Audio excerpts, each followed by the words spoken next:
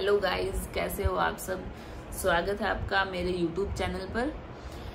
मैंने है ना परसों एक वीडियो शेयर की थी, तो इसमें एक स्टोरी थी, मुझे वो बहुत अच्छी लगी तो मैंने आप लोगों के साथ शेयर की। लेकिन उसका रिस्पॉन्स देखकर मुझे बहुत अच्छा लगा, उसका बहुत अच्छा रिस्पॉन्स रहा, तो मैं एक और स्टोरी शेयर करने की सोच रही थी। इसमें क्या है कि हम लोग है ना ज़्यादा सोच लेते हैं। कई बार छोटे से एक टॉपिक हो जाता है, कोई भी रीज़न हो, कोई भी पर्पस हो, तो उस टॉपिक पे है ना हम पूरा दिन कंटिन्यू सोचते रहते हैं, तो वो एक प्रॉब्लम क्रिएट हो जाती है। मतलब राई का पहाड़ सुना है ना, कि मतलब एक छोटी सी चीज़ है, उसको हम कंटिन्यू सोचते रहेंगे, दिमाग में वो चीज़ चलती रहेगी, तो वो बहुत बड़ी हो जाती है। तो वो एक प्रॉब्लम है जो सॉल्यूशन की तरफ ना जाके प्रॉब्लम से बहुत बड़ी प्रॉब्लम हो जाती है। इस स्टोरी में कुछ ऐसा ही है, तो आप एक बार इसे जरूर सुने और अंत तक बने रहें हमारे साथ।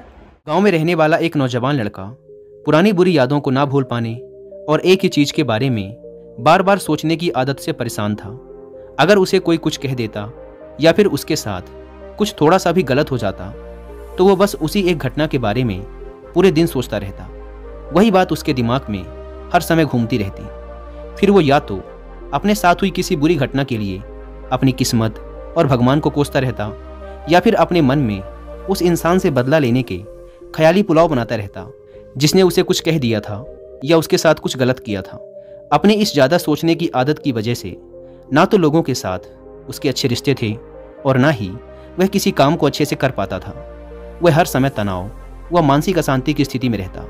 उसकी ऐसी हालत को देखकर उसके एक मित्र ने उसे सलाह दी कि यहाँ पास के ही एक बौद्ध मठ में एक जैन मास्टर रहते हैं, तुम उनके पास जाओ, वो तुम्हारी इस मानसिक समस्या का कोई ना कोई समाधान अवश्य बता देंगे। वह नौजवान लड़का जैन मास्टर के पास जाता है और अपनी समस्या उन्हें बताता है कि कैसे वो एक ही घटना के बारे में बार बार सोचता रहता है और पुरानी बुरी बातों व यादों को भूल नहीं पाता। लड़के की समस्या सुनने के बाद जैन मास्टर वहाँ से उठकर मठ के अंदर चले जाते हैं। जैन मास्टर का बिना कुछ उत्तर दिए यूं उठकर चले जाना लड़के को कुछ अजीब सा लगता है, लेकिन वो फिर भी वहीं बैठा रहता है। थोड़ी देर बाद वह देखता है कि जैन मास्टर मिट्टी की गिलास में पानी भरकर उसकी तरफ चले आ रहे हैं। जैन मास्टर लड़के के पास आकर खड़े हो जाते हैं, तो लड़का भी उनके सामने खड़ा हो जाता है। जैन मास्टर लड़के से पूछते हैं, बताओ इस गिलास का वजन कितना होगा। लड़के ने कहा, मैं एकदम सटीक तो नहीं बता सकता, लेकिन इस गिलास का वजन बहुत ही कम है। अब जैन मास्टर ने गंभीर होकर कहा, मेरा प्रश्न ये है कि अगर मैं इस गिलास को थोड़ी देर तक ऐसे ही पकड़कर खड़ा रहूं तो क्या होगा। लड़के ने कहा, कुछ भी नहीं होगा।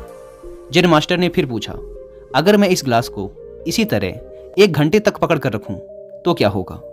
आपके हाथ में दर्द होना शुरू हो जाएगा। लड़के ने कहा। जैन मास्टर ने फिर प्रश्न किया, अगर मैं इस गिलास को ठीक इसी तरह पूरे दिन पकड़ कर रखूं तब क्या होगा। आपके हाथ में बहुत ही भयंकर दर्द होना शुरू हो जाएगा।